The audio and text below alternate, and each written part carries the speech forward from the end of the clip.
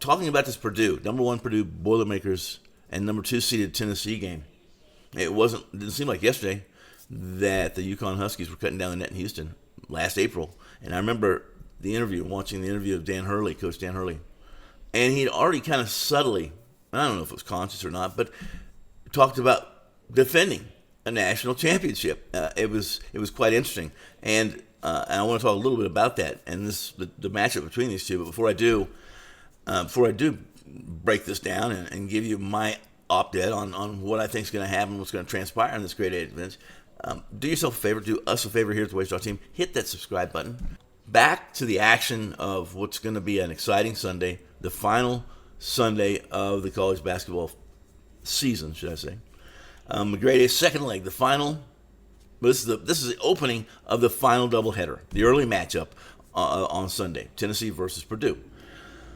The Midwest Regional held serve, as I've mentioned, and in the number 2, number 1 matchup note, that where you're going to find the Tennessee versus Purdue matchup game, where you can watch it. It's 2:20 p.m. Eastern Time, and of course CBS Sports, right?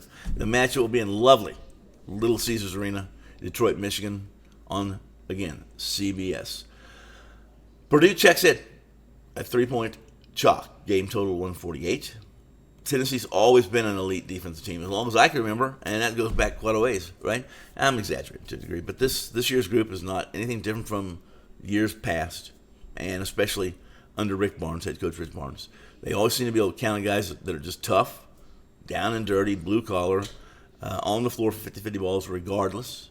And this year's group is no different than what you've seen in the past. The one difference is Northern Colorado transfer Dalton Connect. When he arrived via the transfer portal, he changed this Tennessee team overnight. They went from being really defensive heavy to a much more balanced outfit. Not only can the senior push 20, 30 to the scoreboard each and every night, and many believe he's the challenger for Edey in the Naismith Award this year. This is an offensive efficient team. This Tennessee team is offensively efficient, mostly because of Dalton Connect and the fact that he's difficult to even double and contain. Now, everybody wants to talk about the 116 matchup a year ago when Purdue became the second team in NCAA Tournament history to lose that 116 matchup. Purdue's proven that that's it's an outlier. It's a one out. It's happens. Bad days, right? A lot of pressure on this Purdue team.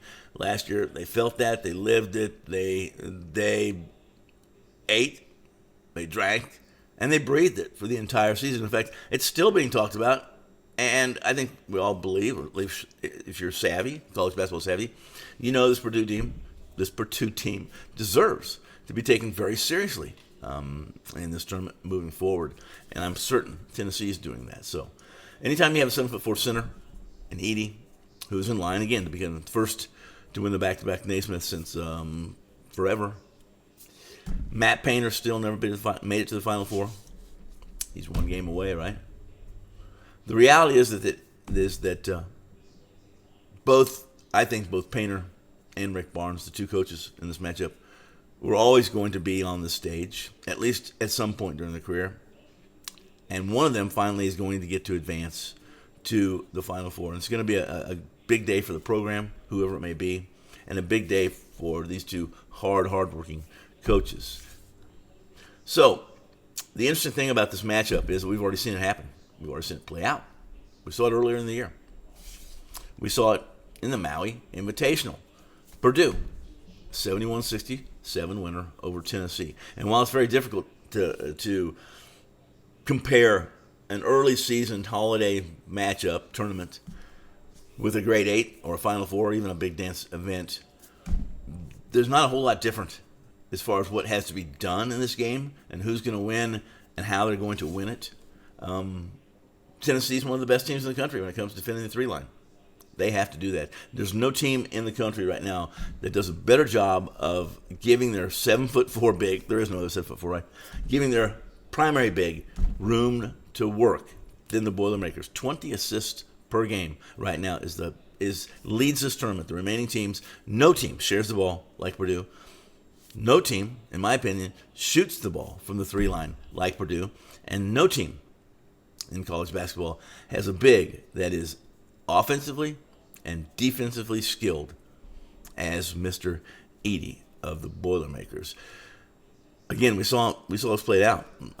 As much as I like Tennessee, as much as I'm glad to see Rick Barnes advance and his hard-working young men be on the big stage, difficult for me not to back and to pimp this Purdue Boilermakers team, especially what kind of story you're going to have when a team that loses a 1-16 matchup and comes back and wins, potentially wins the national championship would be. How much virtual paper in the World Wide Web that's going to take, and how much ink, virtual ink, that's going to get. Thanks for dropping by the studio today. Boilermakers over the Tennessee Volunteers on Sunday, the early matchup.